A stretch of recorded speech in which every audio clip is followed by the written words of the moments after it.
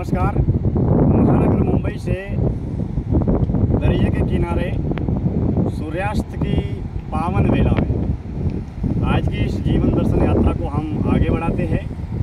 और आज का जीवन दर्शन यात्रा का विषय है मौन रहे, ध्यान करे और होश में जिए। ये तीनों सूत्र सांसारिक ग्रस्त जीवन की आंतरिक आध्यात्मिक यात्रा को आगे बढ़ाने के लिए बहुत बड़े महत्वपूर्ण भूमिका अदा करते हैं। जीवन में हम घर, परिवार, समाज, संसार में 24 घंटे 365 दिन शब्द, वाणी, विचार, ज्ञान, अनुभव के बाजार, विकार और अहंकार में हम अपना जीवन यापन करते हैं, जो जीवन की ज़रूरतों को पूरा करने के लिए, कर्म कर्तव्य का किरदार अदा करने के लिए अति आवश्यक है। लेकिन जब हम वाणी के साथ साथ विचार, ज्ञान और शब्द के बाजार के साथ साथ हम अपने मौन को सजगता से जब अनुभव करते हैं, जब हम शब्द, वाणी, विचार, ज्ञान, अनुभव से परे की यात्रा की ओर कदम बढ़ाते हैं, तो उस शब्द और ज्ञान से परे की यात्रा में मौन का अहम योगदान है। जैसे जैसे साधक मौन की यात्रा तय करता है,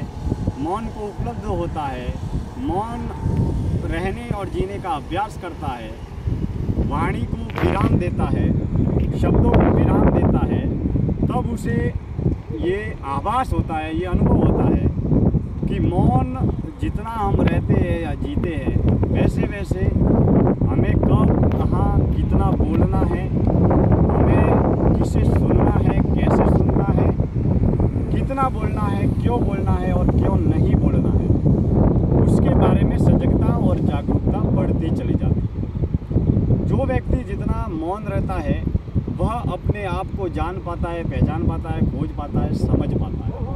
वही साथ में अन्य व्यक्तियों को भी बहुत बड़ी सजगता से समझ पाता है, सुन पाता है। कई बार हम ज़रूरत से ज़्यादा बोलने की वजह से, वाचाल होने की वजह से, बड़ बोला होने की वजह से हम अपना समय और ऊर्जा व्यर्थ में नष्ट करते हैं।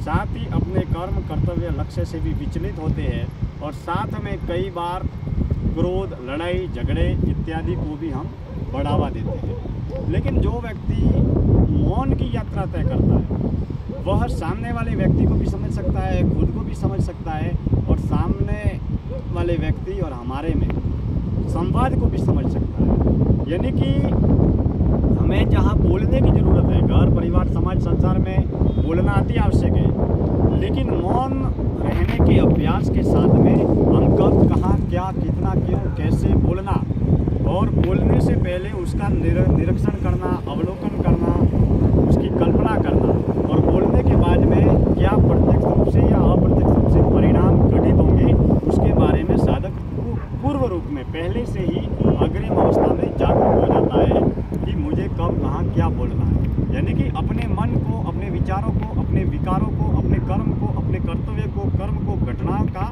पूर्व अवलोकन करने की, जो निरीक्षण करने की जो योग्यता है, वह साधक के जीवन में स्वाभाविक रूप से प्राप्त होती है। खैर, मौन बहुत लंबा विषय है।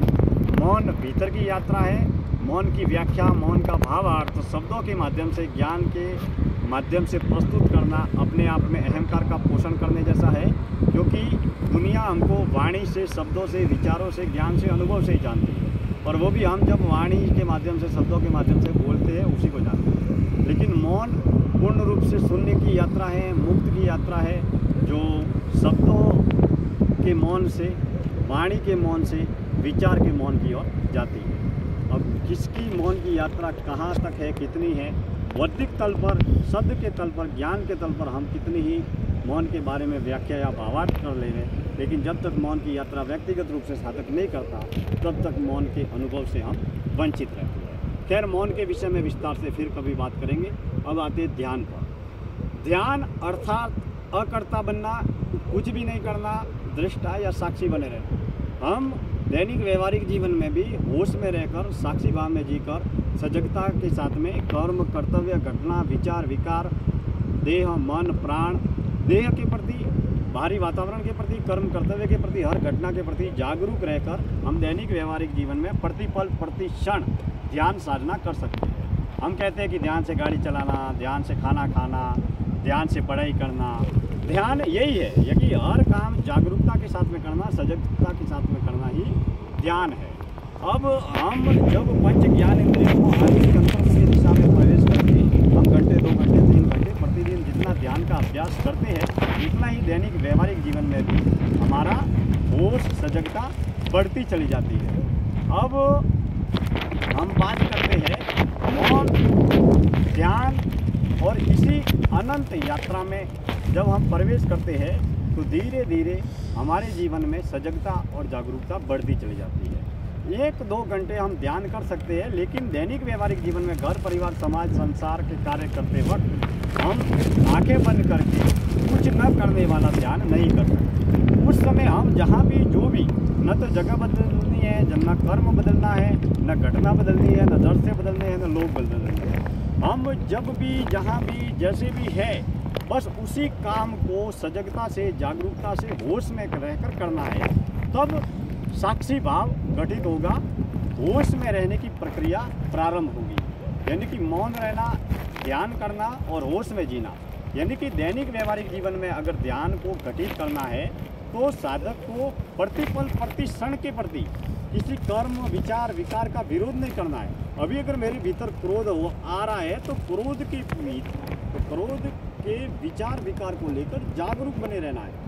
क्रोध को लेकर क्या विचार विकार प्रकट हो रहे हैं, क्रोध आते वक्त क्या घटना घटित हो रही है, इत्यादि विषयों में जागरूक रहना है। तो मित्रों, आज की इस महानगर मुंबई की दरिये के किनारे संध्या काल की पावन वेला में, सूर्यास्त की पावन वेला, सूर्यास्त हो रहा है और महानगर मुंबई का ये सूर्यास्त का दरिये के किनारे का नज़ारा बहुत बेहतरीन प्रकृति के परम दृश्य को दर्शाने वाला है। तो आज से इस जीवन दर्शन यात्रा का मैं समापन करता हूँ।